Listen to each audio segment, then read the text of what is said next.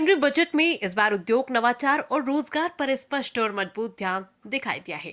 इसका सीधा असर देश के प्रमुख वस्त्र केंद्रों पर पड़ने वाला है। विशेष रूप से भलवाड़ा जैसे वस्त्र उद्योग केंद्र के लिए बजट दूरगामी माना जा रहा है। इसे लेकर उद्योग जगत में उत्साह का माहौल है। उद्योगपतियों ने प्रधानमंत्री नरेंद्र मोदी और केंद्रीय वित्त मंत्री निर्मला सीतारमण के प्रति आभार भी व्यक्त किया है। भलवाड़ा शहर विधायक अशोक कोठारी ने कहा कि ये बजट विकसित भारत 2047 के लक्ष्य को सशक्त आधार देता है। उनके अनुसार वस्त्र क्षेत्र के समेकित विकास और मेगा वस्त्र पार्क की दिशा में प्रयास भीलवाड़ा को राष्ट्रीय स्तर पर नई पहचान दिलाएंगे। भीलवाड़ा टेक्सटाइल ट्रेड फेडरेशन के वरिष्ठ उपाध्यक्ष प्रेम गर्ग ने कहा कि आधारभूत ढांचों में निवेश से उत्पादन क्षमता और सुविधाएं बढ़ेगी। उन्होंने मेगा वस्त्र पार्क लाने के प्रयासों पर जोर देते हुए कहा कि इससे स्थानीय उत्पादन की गुणवत्ता और निर्यात दोनों को बल मिलेगा। साथ ही राज्य स्तर पर सौर ऊर्जा और बिजली दरों में रियायत की अपेक्षा जताई है।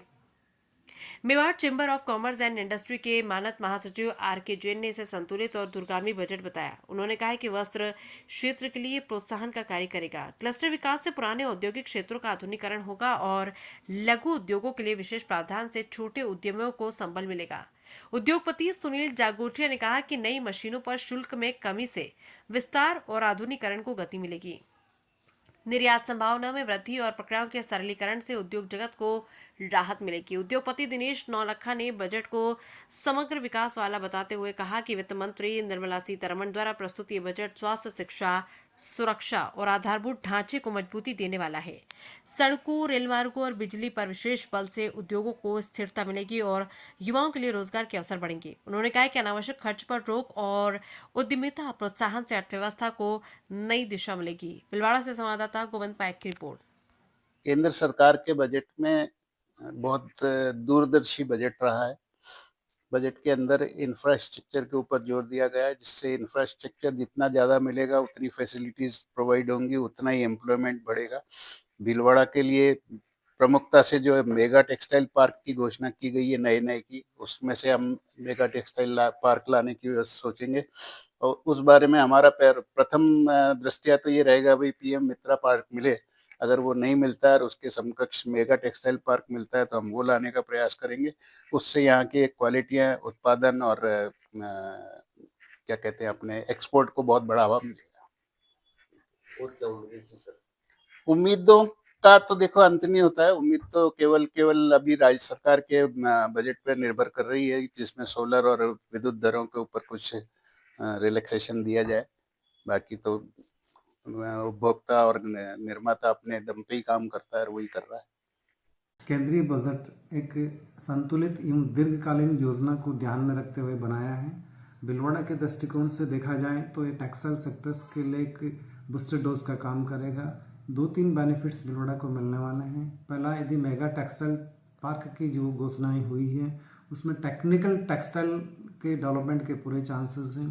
साथ ही जो एक क्लस्टर्स डेवलपमेंट के लिए भी उन्होंने बोला है, जो पुराने क्लस्टर्स को मॉडर्नाइज क्लस्टर्स किए जाएंगे तो उसमें भीलवाड़ा का भी बेनिफिट मिलने की अच्छी संभावना है। साथ ही एमएसएमई इंडस्ट्रीज़ को 10,000 करोड़ का फंड अलोकेट किया है, तो जहाँ जो यहाँ के जो छोटे उद्यमी हैं उन लोगों को इसका बेनिफिट मिलेगा। कुल मिलाकर के एक संतुलित और एक अच्छा बजट है। बहुत ही बेहतरीन बजट इसे कहा जाएगा, जो न तो किसी तरीके से पुरानी धर्रों को चल रहा है, विकासोन्मुखी बजट इसको कहा जा सकता है। क्योंकि इस बजट के अंदर जो पूरी दुनिया के अंदर ग्रोथ रेट के लिए सारे देश चिंतित हैं, वहाँ हमारी ग्रोथ रेट लगभग 7.4% रहने का अनुमान है, जो कि इस समय में बहुत बेहतरीन है। उसके हिसाब से जो बजट में नए प्रोविजन किए उसमें भीलवाड़ा को निश्चित रूप से बहुत बड़ा बेनिफिट मिलने वाला है। एक तो 25% जो ड्यूटी हटा दी गई है नए मशीनों पे, तो उससे एक्सपांशन भी होगा, साथ ही नवीनीकरण होगा, आधुनिकता और बढ़ेगी। दूसरा, जो 10,000 करोड़ रुपए का प्रोविजन किया है एमएसएमई के लिए, तो भीलवाड़ा में ज़्यादातर एमएसएमई यूनिटें हैं, तो उसका एक बड़ा बेनिफिट भी भीलवाड़ा को मिलेगा। अभी हाल ही में जो यूरोपियन महाडील हुई थी यूरोपियन संघ के साथ, उसका भी बेनिफिट भीलवाड़ा को मिलने वाला है, क्योंकि कपड़ा उससे बहुत एक्सपोर्ट बढ़ेगा। अभी हम बजट की बात करें तो बजट के अंदर जो एक सोच और परिपक्वता के हिसाब से करना चाहिए वो किया है। हमारी संस्कृति का भी ध्यान रखा है जैसे कि नए जो आयुर्वेदिक कॉलेज वगैरह खोले जाएंगे, तो एक हमारा कहीं ना कहीं जो हम भारत भूमि से जुड़े हुए हैं ना, उस चीज का भी पूरा ध्यान रखा गया है।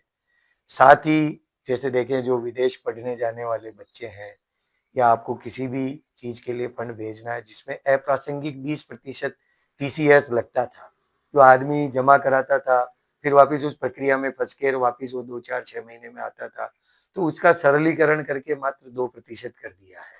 ये भी बहुत स्वागत योग्य है। जो बच्चे बाहर पढ़ने के लिए जा रहे हैं या कोई भी व्यापार के लिए पैसा भेजते हैं, घूमने जाने के लिए करते हैं, तो इन सब चीजों को बेनिफिट मिलेगा। और लगभग जो मैं समझता हूँ 100 110 कुछ ऐसे धाराएं जो कानून है ना, जो आज के समय में अप्रासंगिक हो गए, उनको भी धीरे धीरे हटा रहे हैं। लेट रिटर्न फाइलिंग जो कई कारण से होता था, उस पे अप्रासंगिक पेनाल्टियां थी, वो उन्होंने खत्म करी है। एक जो पेमेंट भेजने के ऊपर उसमें फॉरेन अकाउंट कोई छूट गया गलती से, उस पे सीधा जेल था, उसको सरलीकरण करके और उसकी एक पेनाल्टी करी है कि भाई 20 लाख से अधिक का होने पे करेंगे। तो ये सारे कदम जो उठाए गए हैं वह बहुत ही प्रशंसनीय, सराहनीय है और भारत के विकास को पंख लगाने वाले हैं। इसके लिए बहुत बहुत आभार दिया जा सकता है जो भी इतने सालों से बजट पेश कर रही हैं सीतारमन जी, उनका बहुत बहुत धन्यवाद, आभार कहेंगे कि बहुत ही बेहतरीन बजट उन्होंने पेश किया है, जिसका मुख्य उद्देश्य है कि इसको सरलीकरण करना, क्योंकि अभी वो आप पैसा फ्री में बांट के बहुत ज्यादा ग्रोथ नहीं कर सकते हो। ये जो कार्य किया है उन्होंने, ये नेचुरल वे में सबको आगे बढ़ने का मौका देने वाला बजट है। हमारे देश के वित्त मंत्री श्रीमती सीतारमण जी ने बजट 2026-27 पेश किया। बजट बहुत ही अच्छा रहा।